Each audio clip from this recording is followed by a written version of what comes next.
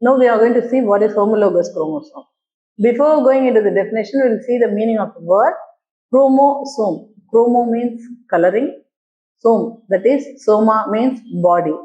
The structure which takes up the chain is called as a chromosome.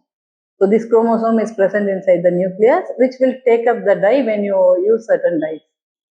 Homologous means homo means similar. Locus means the position occupied by the gene in the chromosome is almost same. Okay?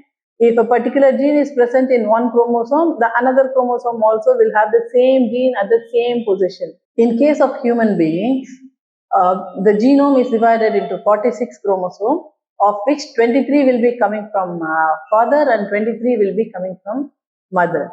That means each chromosome is represented in two numbers because we are diploid organisms. The two chromosomes which we refer now here will have the same genes in the same sequence in both the chromosomes. That is why it is called as homologous chromosome. Each gene will be occupying the same position in both the chromosomes. That is why it is called as homologous chromosome. We will see about heterozygous and homozygous condition in the later video.